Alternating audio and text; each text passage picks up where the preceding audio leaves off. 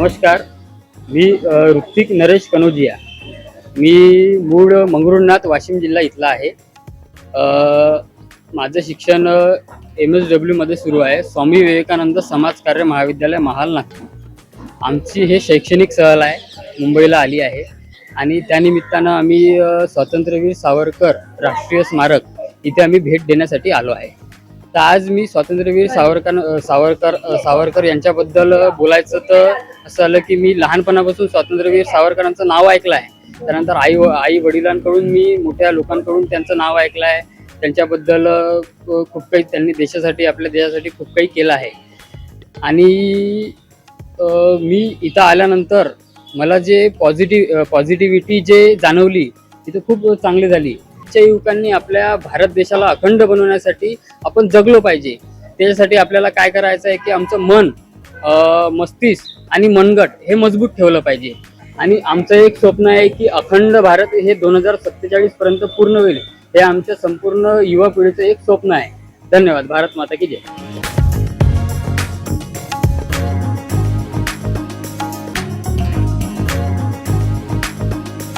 नमस्कार, माझं नाव आचल अनिलरावजी वाघधरे आहे. आम्ही स्वामी विवेकानंद समाजकार्य महाविद्यालय इथे शिकते आणि आमची स्वातंत्र्यवीर सावरकर राष्ट्रीय स्मृतीला भेट देण्याचं कारण हेच आहे की इथून काहीतरी नवीन शिकून जायचं आहे. हे आमची एक शैक्षणिक सहल आहे. त्यामध्ये आम्हाला वेगवेगळ्या ठिकाणी इथली माहिती गोळा करायची आहे. मला इथला खाजगी अनुभव जो आहे अत्यंत सुंदर आलेला आहे. आम्ही इथे बघितलं गेमिंग क्लब आहे. आज तर आम्ही बघितलं त्या ऑडिटोरियममधून जाताना की इथे आज काही प्रोग्राम्स पण चालत आहे. वर गनशूटचे क्लासेस, खाली बॉक्सिंग, अशी इतर काही साहित्य आणि ॲक्टिव्हिटी इथे होतात. आणि पुन्हा शैक्षणिक माध्यमातून जरी पाहिलं, कुलकर्णी सरांनी आम्हाला खूप छान मार्गदर्शन केलेलं आहे. आणि त्यानंतरच माहिती पडलं MPSC UPSCचे क्लासेस सुद्धा इथे अवेलेबल आहे.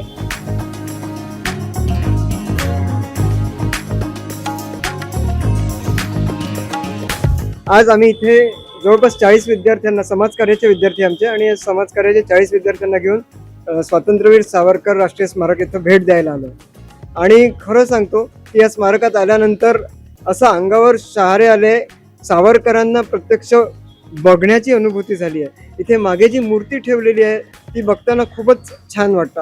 आतमध्ये प्रवेश केल्यानंतर जे काही उपक्रम आम्ही बघितले तर त्यावरनं जी युवकांकडनं सावरकरांची जी अपेक्षा होती त्या अपेक्षांची पूर्तता या स्मारकाच्या माध्यमातून होत आहे असं लक्षात येतं. आमचे समाजकार्याचे विद्यार्थी आहे आणि समाजकार्याच्या संदर्भात सावरकरांनी केलेलं काम कुठेही खूप मोठं त्याचं प्रसिद्धी झालेली नाही आहे. आणि ते इथे विद्यार्थ्यांना आणून दाखवणं हा आमचा मुख्य हेतू होता. शिवाय सावरकरांपासून काय शिकायचं आहे तर आजच्या युवकांना जाज्वल्य देशभक्ती सावरकरांकडनं शिकायला पाहिजे असं आम्हाला वाटतं. तर हे सर्व हेतू घेऊन आम्ही इथे विद्यार्थ्यांना घेऊन आलो. आजकाल वस्तुस्थिती युवकांपर्यंत पोहोचणं खूप आवश्यक आहे. समाजाला भ्रमित करण्याचं काम केलं जात आहे आणि यासाठी ज्या महापुरुषांचा वापर केला जातोय त्याच सावरकरांचं दुर्दैवानं नाव येत आहे.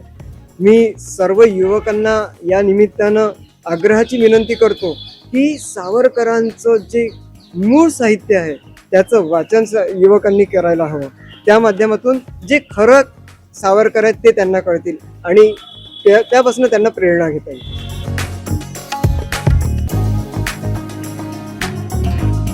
नमस्कार, मी डॉक्टर प्रतिभा भूतांगे, स्वामी विवेकानंद समाजकार्य महाविद्यालय महाल नागपूर.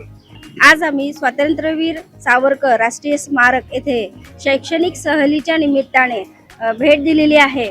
आणि या भेटीचा एकच उद्देश होता, ही जी युवा पिढी आहे या युवा पिढीच्या अंतर्गतच आपण आपल्या राष्ट्राला एक संबोधित करू शकतो.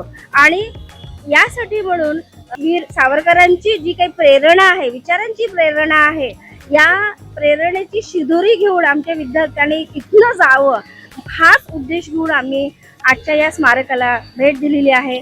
त्यांचे जे काही ग्रंथ आहेत, जे काही साहित्य आहे ते युवकांपर्यंत पोहोचले पाहिजेत.